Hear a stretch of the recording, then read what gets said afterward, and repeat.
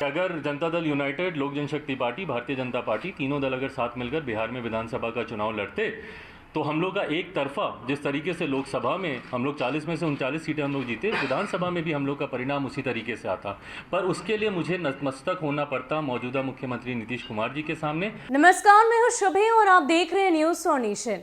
लोजपा में हुई टूट के बाद पहली दफे चिराग पासवान मीडिया से मुखातिब हुए और इस दौरान उन्होंने कई तरह की बातें कही। एक नहीं, दो नहीं, बल्कि अपने चाचा को लेकर कई खुलासे किए। इतना ही नहीं, मुख्यमंत्री नीतीश कुमार को लेकर, उनकी पार्टी को लेकर भी उन्होंने कई बात कही। लेकिन इन सब के बीच उन्होंने नेता प्रतिपक्ष तेजस्वी यादव को लेकर एक बड़ा बयान दे दिया है। जी हां, उस पूरे प्रेस वार्ता के दौरान उन्होंने बिहार विधानसभा चुनाव की तस्वीरों को भी याद दिलाया कि किस प्रकार उन्होंने अलग ही मोर्चा संभाला, अलग ही चुनावी रणभूमि में उतरने का फैसला लिया।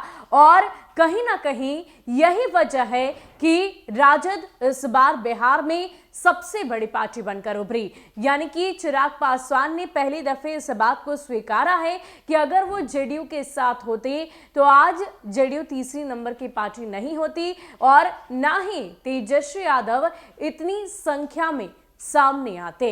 इसके अलावा चिराग पासवान ने इस पूरी प्रेस वार्ता के दौरान तेजस्वी यादव को लेकर क्या कुछ कहा है, आपको पूरी जानकारी देते हैं।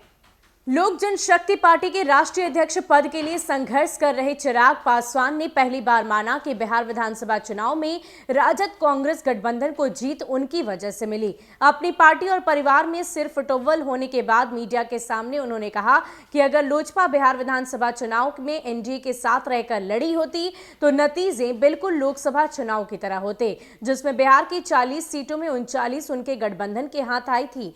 इसी के साथ उन्होंने अपनी मजबूरी भी बताई कि वो किस वजह से एनडीए से बाहर रहकर चुनाव लड़े। उन्होंने कहा कि बिहार के विकास के लिए उन्होंने बिहार फर्स्ट, बिहारी फर्स्ट नाम से विजन डॉक्यूमेंट बनाया था। यह पूरे बिहार में उनके सर्वे पर आधारित एक विचार है जिसके जरिए बिहार का विकास किया जा सकता है। उन्होंने कहा कि मुख्यमंत्री नीतीश कुमार और उनकी सरकार इसे अपनाने को तैयार नहीं थी। उन्होंने कहा कि 7 निश्चय योजना के सहारे बिहार विकसित राज्यों की कतार में नहीं आ सकता है। उन्होंने बताया कि विधानसभा चुनाव में एनडीए के साथ तभी आ सकते हैं जब वो बिहार की चिंता छोड़कर नीतीश कुमार के सामने नतमस्तक हो जाएं। अपनी पार्टी में गंभीर चुनौती का सामना कर रहे चिराग का भाजपा और केंद्र सरकार के प्रति अभी भी पुराना रवैया ही है। उन्होंने खुलकर धारा 370, राम मंदिर और ऐसे सभी मुद्दों पर सदन में अपनी बात रखते हुए बताया है। उन्होंने कहा कि पार्टी आगे भी इसका अनुसरण करेगी। चिराग ने आज दिल्ली में एक प्रेस वार्ता के दौरान आरोप लगाया कि उनकी पार्टी को तोड़ने की कोशिश कर रहे लोग सुविधा भोगी हैं और बिहार के लिए संघर्ष में शामिल नहीं होना चाहते। तो चिराग ने बताया कि हाल ही में उन्हें टाइफाइड हो गया था और इसी दौरान उनकी पार्टी को तोड़ने की पूरी साजिश रची गई। तो बिहार विधानसभा चुनाव की तस्वीरों को याद दिलाते हुए चिराग पासवान ने साफ तौर पर नेता प्रतिपक्ष तेजस्वी यादव की जीत की वजह सिर्फ और सिर्फ उनके अलग होने को ही बताया है।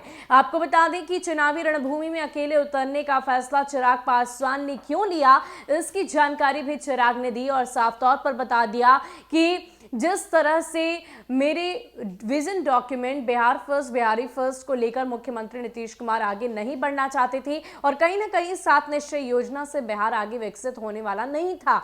और यही वजह है कि अगर मैं मुख्यमंत्री नीतीश कुमार के सामने नतमस्तक हो जाता तो ही मैं उनके गठबंधन में रह पाता, नहीं तो अगर मैं बिहार को विकसित करने के बारे में सोचूंगा तो मुझे अकेले ही ये लड़ाई लड़नी होगी। आपको बताते चले कि इस पूरी बौखलाहट के बीच, इस पूरी लड़ाई के बीच चिराग पासवान पहली बार मीडिया के सामने आए और इस दौरान उन्होंने कई तरह की बातें कही है। इतना ही नहीं, अपने चाचा पशुपति पारस के खिलाफ उन्होंने कहा है कि अगर कानूनी लड़ाई भी लड़नी पड़ी तो वो भी मैं लड़ूंगा।